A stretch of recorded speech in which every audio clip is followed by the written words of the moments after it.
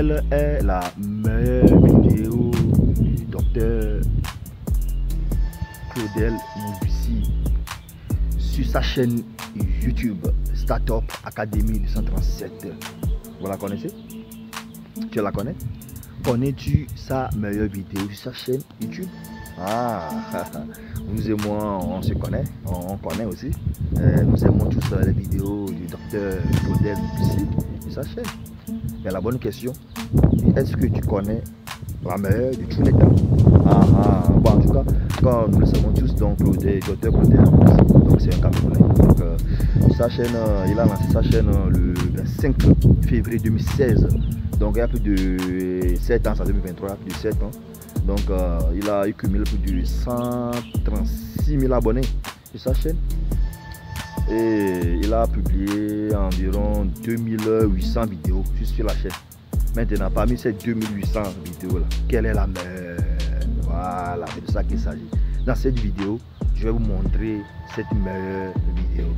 Donc sans plus tarder, allons tous regarder la meilleure vidéo et on revient pour la réaction. Ok. Il y a quelqu'un qui a dit qu'il a la farine de manioc. Et ça me rappelle une histoire magnifique au sud du Cameroun. Au sud du Cameroun, on a construit une usine à des milliards. L'usine avait pour objectif de transformer le manioc en ses différents dérivés. On a construit l'usine, on a acheté toutes les machines neuves. Quand on a fini de construire l'usine, vous savez ce qui s'est passé? On a cherché le manioc. On n'a pas trouvé jusqu'à l'usine a fermé. Et les machines sont en train de pourrir aujourd'hui. Oui, c'est une actualité au sud du Cameroun. Est-ce que vous comprenez ce que je suis en train de dire? Ça veut dire que lui, comme il dit qu'il y a la farine de manioc là, eux aussi, ils se sont dit qu'il y a le manioc.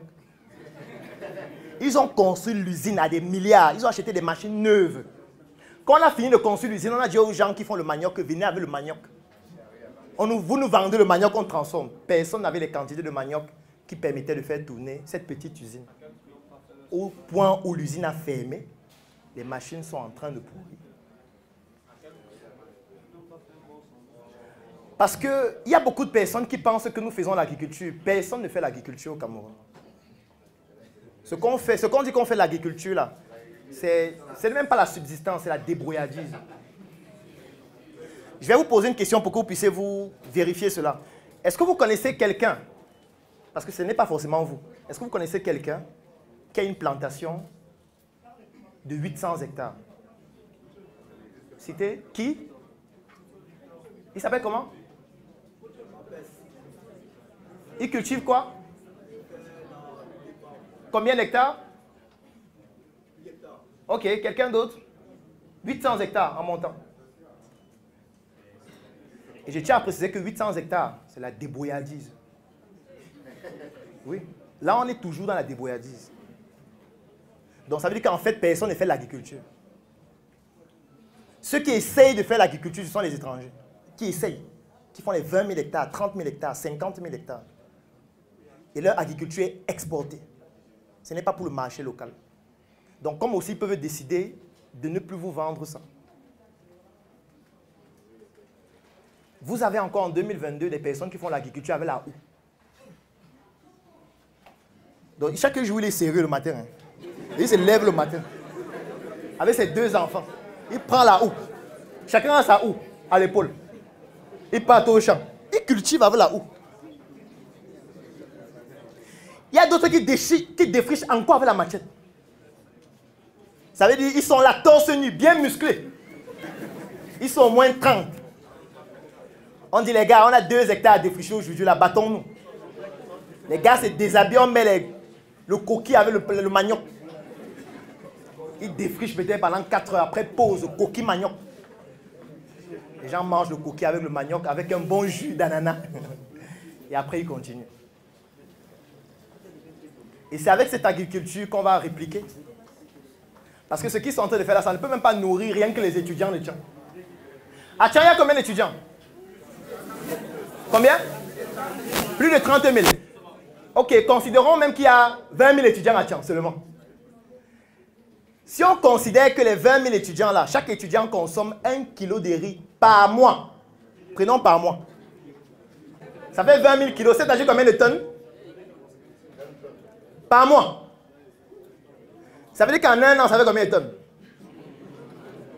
On est seulement aux étudiants de Tchang. Hein? Ok, maintenant vous connaissez combien de producteurs de riz qui produisent cette quantité par an? Vous connaissez combien? En fait, on ne peut même pas nourrir les populations qui sont à l'université de Tchang.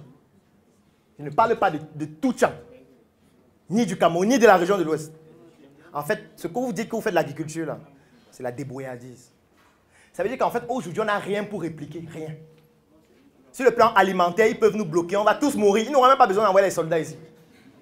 Ils vont seulement dire, on stoppe vos importations et on attend 6 mois.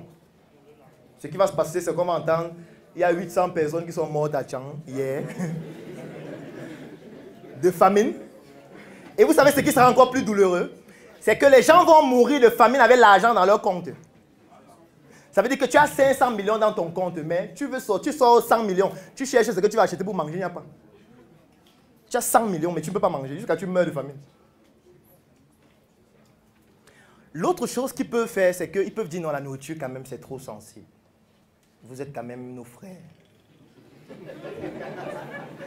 Même si on vous a mené en esclavage pendant 400 ans. L'État du Cameroun a quel âge? Oui, depuis l'indépendance du Cameroun, oui, c'est l'âge de l'État. Quel âge? 62 ans. 62 ans environ. Et on vous dit que l'esclavage, c'était 400 ans. Ça veut dire que l'âge de l'État du Cameroun n'a pas encore atteint la moitié de la période durant laquelle a duré l'esclavage. On va atteindre ça lorsque l'État du Cameroun aura 200 ans. Et pendant toute cette période-là, nous, on était les esclaves. Après l'esclavage, il y a eu la colonisation. Maintenant, il y a la néocolonisation sur le plan intellectuel, sur le plan médiatique, sur le plan financier, sur le plan économique, et ainsi de suite. Donc, ils peuvent dire que vous êtes nos frères parce qu'on vous a quand même, vous avez été nos esclaves pendant 400 ans. Vous êtes quand même nos frères. On a quand même couché ensemble. Parce que quand vous êtes esclave, une femme, vous pensez qu'on va faire comment? Vous pensez que le soir, quand on est fatigué, on se détend comment? C'est douloureux, n'est-ce pas? C'est aussi ça le rôle de l'esclave femme. Si elle ne peut pas travailler. Donc, ils vont dire, vous êtes nos frères. Donc, ce que nous, on va bloquer, ce sont les médicaments. Donc, on ne vous envoie plus nos médicaments. Vous vous soignez avec le roi des herbes.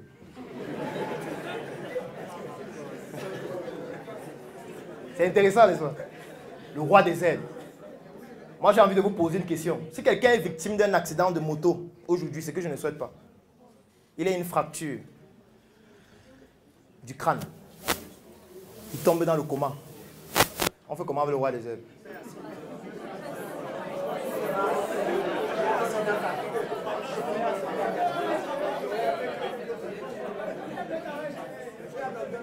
C'est compliqué, hein? C'est très compliqué. Vous voyez que même s'il stoppe les médicaments, on est toujours mort. On est toujours mort, puisqu'on n'a rien pour réagir. Et voilà, nous venons tous de suivre la meilleure vidéo de tous les temps de Dr Claudel Mbissi. Bon, en tout cas, moi, selon moi, cette vidéo, c'est une pépite. Donc, cette vidéo, c'est la meilleure des vidéos du Dr Claudel Mbissi. Bon, en tout cas, bien sûr, comme vous le savez, cette chaîne, c'est une chaîne agricole. Donc, cette chaîne, nous parlons de l'agriculture, de l'élevage, du développement, de l'investissement, bref, de l'agro-business. Comment gagner de l'argent avec tous ces secteurs précités. C'est de ça qu'il s'agit. Donc, comme vous le savez, donc, comme vous pouvez le constater dans la vidéo, donc, elle a parlé vraiment de l'agriculture, donc par rapport aux et effectivement par rapport aux besoins qui est réel, qui sont dans l'agriculture. Ouais, donc, comme vous le savez, donc voici, on vous dit de faire quelque chose, de répondre, de lancer une activité donnée, de venir investir dans quel domaine. Ça veut dire effectivement qu'il y a vraiment un besoin. Donc, ouais, donc, si on parle de l'entrepreneuriat, c'est pour répondre à un besoin donné. Effectivement, il n'a pas de ça. Ouais, donc, ceux qui ont de l'argent, venez investir dans le secteur agricole. Ceux qui n'en ont pas aussi là. Donc, chercher l'argent et venir investir dans le secteur agricole. Le besoin y est. Ouais, par exemple, dans la vidéo, il a parlé de la culture du manioc. Ouais, et aussi, il a donné l'exemple d'une usine qui s'est installée dans une localité au niveau du Cameroun. Voilà, on n'arrive même pas à alimenter cette usine. Or, la matière première, c'est le manioc. Vous voyez par exemple.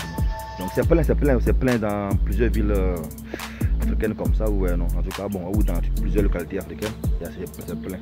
Donc ici, c'est un appel, on lance un appel à vous devenir investir dans cette art agricole. Ouais, non. Et généralement aussi, donc il a aussi soulevé aussi un contact. Puis généralement, les gens, bon, nous aimons les cultures sur les petites superficies.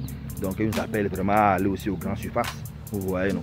Donc, et aussi qui dit grande surface, ça veut dire qu'il faut aussi il y a plus de moyens. Vous voyez, non. Et aussi, qui dit carrément grande surface, il faut aussi la technologie, il faut la modernisation. C'est pour cela, actuellement, en tout cas dans tous les pays, on tend vers la modernisation de l'agriculture, la mécanisation de l'agriculture, l'irrigation de l'agriculture. Ouais, non. Donc, le besoin il y est. Donc, venez lancer. Hein? Venez lancer vraiment dans le secteur agricole. Donc c'est cet appel que je vous lance. Ouais, non. Donc ok, donc ma famille. Donc si vous avez apprécié cette vidéo, donc n'hésitez pas à s'abonner, à activer la cloche pour ne jamais rater aucune de nos prochaines vidéos. Donc sur ce, je vous dis ciao, ciao bas.